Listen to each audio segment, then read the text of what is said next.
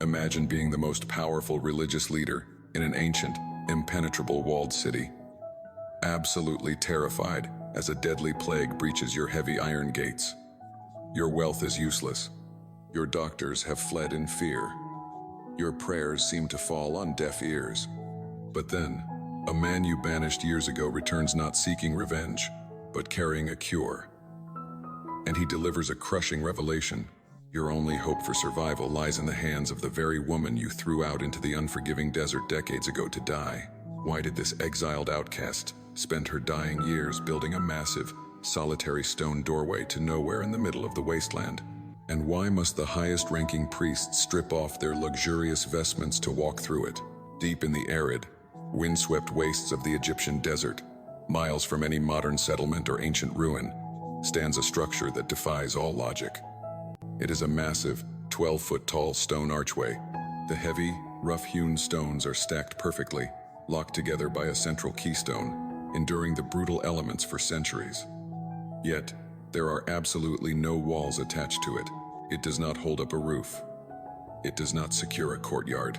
It is, quite literally, a doorway leading from nowhere to nowhere. Before we go any further, comment where in the world you are watching from, and make sure to subscribe because tomorrow's story is one you don't want to miss. For generations, travelers and nomadic merchants who braved the blistering 110-degree Fahrenheit heat have called this isolated monument the Door of the Mad Woman. According to local legend, it was built by a cursed heretic, a woman whose mind was broken by the unforgiving sun, driving her to construct a gateway into the empty sand. But as we peel back the layers of history, the truth reveals something far more profound. This structure is not a monument to madness. It is a physical testament to a profound, agonizing spiritual conflict. Early Christian memory preserves the story of a fiercely devoted woman named Sarah, a desert mother whose faith was tested not by pagans or empires, but by the very religious community she had sworn to serve. Her story asks us a deeply unsettling question. What do you do when the people who hold the keys to the church lock you out in the name of God? And more importantly, what kind of faith survives when the faithful turn their backs on you? The solitary doorway in the sand is not a mistake. It is the physical embodiment of a hidden truth. It stands as a silent witness to a time when human fear built insurmountable walls, and divine grace demanded an open door. This is the story of an outcast who built a sanctuary where human judgment refused to go, and the terrified leaders who ultimately had to humble themselves to walk through it. To understand the isolation of the desert archway, we must first look at the towering walls of the city that demanded it. In late antiquity, the walled city of Antioch was a fortress of faith, renowned for its pristine marble basilicas, echoing choirs, and rigid hierarchy. But beneath the glittering surface of its spiritual prestige lay a suffocating paranoia. Before the advent of modern medicine, physical sickness was a terrifying mystery. A cough, a rash, or a fever could wipe out entire neighborhoods in weeks.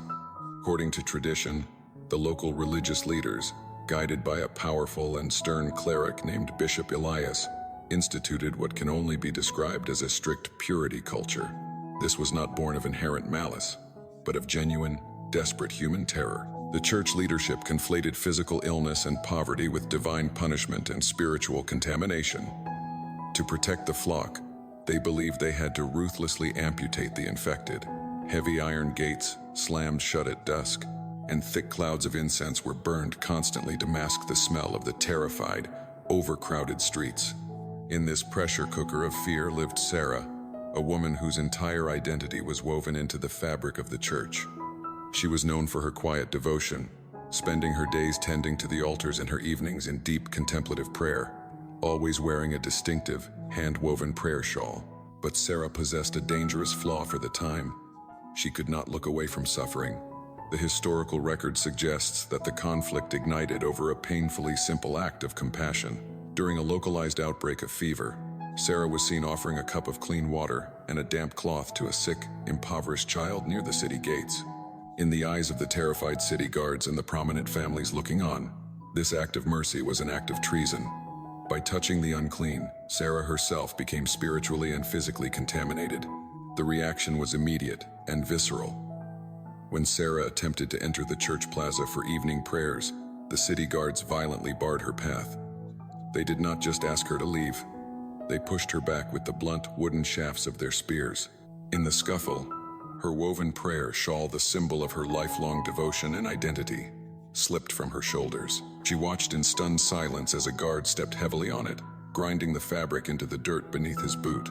This was her first visible loss of dignity, a humiliating realization that the institution she loved viewed her not with grace, but with disgust. The physical barring at the plaza was only the beginning of Sarah's systematic erasure. The purity culture demanded total separation. Within days, her punishment was formalized in the most devastating way imaginable. Standing before the pristine altar of the Grand Basilica, safe behind a wall of incense, Bishop Elias publicly read Sarah's name from the official registry. With a chilling finality, he declared her spiritually dead to the community, excommunicated, and forbidden from ever receiving the Eucharist or returning to the city walls. Guards marched her through the winding streets, out the heavy wooden city gates, and into the harsh, unforgiving wasteland. The echoing thud of the massive doors locking behind her was the sound of her world ending. She was utterly alone, left to the mercy of the elements. All she had to her name was a small, heavy leather pouch containing a few silver coins, the last of her family's inheritance. This was the point of no return. With that silver, Sarah could have easily purchased passage on a merchant caravan to a distant, safer town. She could have started over, hiding her past and slipping quietly into a comfortable life elsewhere. But as she walked down the dusty road leading away from the 40-foot-high city walls, she encountered a figure huddled in the dirt. It was a young outcast named Marcus, a boy who had been banished weeks earlier for a severe skin affliction, now lying near death in the blistering heat. In that moment, Sarah made a radical, irreversible choice. She did not use her silver to buy her way back into comfort. She knelt in the dust, opened her leather pouch, and used every last coin to buy water, shelter materials, and medicinal herbs from passing nomads for the dying boy. By doing so, she cemented her permanent exile. She voluntarily embraced the brand of the unclean, realizing that true faith wasn't about hiding safely behind iron gates. It was about standing in the wasteland with the broken. Decades passed. The city of Antioch thrived behind its walls, comfortable in its rigid theology and pristine altars, entirely forgetting the woman they had cast out. They assumed she had perished in the harsh elements, a tragic but necessary casualty of their righteous purity. This was their profound blind spot. They believed spiritual authority only resided within consecrated buildings and official decrees. But out in the ruins of an ancient, collapsed military outpost, a silent ministry was growing. Sarah had not died. Instead, she had transformed her exile into a radical act of Christ-like hospitality. Relying on sheer grit and reliance on God, she and Marcus, who had survived under her care, began to cultivate medicinal desert herbs.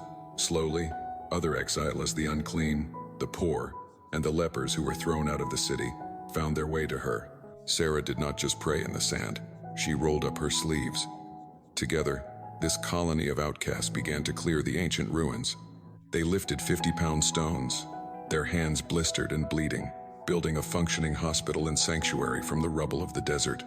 Yet, the emotional toll of her exile remained a heavy cross. Her strongest intimate spiritual wound tore open every Sunday morning. As the desert sun rose, the wind would occasionally carry the distant, muffled sound of the church bells ringing in the walled city. Sitting in the dust, Sarah would listen to the chimes, a painful, agonizing reminder that she was permanently barred from the communion table, denied the Eucharist she so deeply loved. It was a profound spiritual loneliness. Despite the ache of rejection, she refused to let bitterness take root. Instead of a wall, she decided to build a door. She directed the outcasts to construct a massive stone archway at the edge of their sanctuary. It was grueling, back-breaking work. When the central keystone was finally hoisted into place, Sarah took a chisel and carved a faded, ancient prayer of forgiveness directly into the rock, a prayer specifically naming Bishop Elias and the priests who had cast her out. She built a doorway to ensure that the grace she found in the desert would always be open, even to those who had closed their doors to her. While the desert sanctuary flourished in quiet resilience, The illusion of safety inside the walled city was about to shatter. Some sources suggest that nearly 40 years after Sarah's exile, a devastating, highly contagious plague swept through the region. It did not care about iron gates or theological purity. The disease breached the walls of Antioch, moving swiftly through the overcrowded, terrified streets. The rigid system that Bishop Elias had built to protect his flock collapsed entirely. The city's obsession with avoiding the unclean had left them medically and spiritually vulnerable. Because they had always cast out the sick rather than caring for them, they had no knowledge of how to treat the illness. The city's wealthy doctors, terrified of contamination, fled into the countryside. The once glorious basilica went dark, echoing only with the sounds of the dying. Bishop Elias, now an aging, desperate man, found his theology of exclusion offering absolutely no comfort, no medicine, and no salvation. Then, a miracle of historical irony occurred. The heavy city gates were pushed open from the outside. A man walked into the plague-stricken city. He was strong, healthy, and carrying satchels full of medicinal salves, poultices, and clean bandages. It was Marcus. The boy Sarah had spent her last silver coins to save decades ago. He stood before the terrified Bishop Elias, not with a sword of revenge, but with the cure. When the bishop, trembling, asked where this medicine came from and who had sent him, Marcus revealed the hidden truth that would emotionally reorder everything. He explained that Mother Sarah had recently passed away, but not before spending her entire life building a sanctuary of healing in the desert. The outcasts, the untouchables, the people the city had thrown away to die, had developed natural immunities, medicinal remedies, and a system of care. Marcus looked at the bishop and delivered a crushing revelation. The only surviving healers were operating out of Sarah's ruins, and if the city wanted to live, they had to go to the desert. The confrontation that followed was not a shouting match. It was a silent, profound physical humbling. To save his people, Bishop Elias had to leave the safety of his pristine, useless basilica. He could not make the grueling 5-mile trek across the scorching dunes wearing his heavy, ornate velvet vestments. One by one, he had to strip away the symbols of his prestige and authority, leaving them on the basilica floor. Dressed in a simple, sweat-soaked tunic, the highest-ranking priest of the city walked out into the harsh wasteland. When Elias finally reached the ruins, exhausted and trembling, he fell to his knees in the dust. Before him stood the thriving colony of outcasts, tending to the sick, and towering over the entrance to their camp was the massive 12-foot stone archway Sarah had built. As the bishop looked up, his eyes traced the rough-hewn keystone. There, etched into the rock by the woman he had excommunicated and condemned to death, was a prayer explicitly forgiving him. The payoff of this sacred history is not cheap revenge. It is the ultimate moral reversal and divine vindication. Sarah's memory, her dignity as a true vessel of the Holy Spirit, was instantly restored. In that breathless moment, Elias realized the devastating cost of his spiritual blindness. Human judgment had built walls that became a tomb, but God's grace had used an outcast to build a door that saved them all. Weeping in the desert dust, the bishop bowed his head and crawled under the rough stone archway, begging for help from the very people he had thrown away. He was not met with mockery, but with the cool water and medicinal care Sarah had trained her people to give. As the morning progressed, the sun rose directly through the center of the desert archway, casting a warm golden light onto the sand and over the exhausted, humbled priest. It was a perfect, final symbolic image. The structure was no longer a monument of exile. It was the open door of God's enduring mercy, proving forever that true sanctuary is often found outside the walls of institutional approval, and that grace flows most powerfully exactly where human judgment refuses to go. The story of Mother Sarah and the desert archway offers a profound, multi-layered lesson on the difference between building walls of fear and doors of grace. In our modern lives, it is incredibly easy to fall into the same trap as the city of Antioch.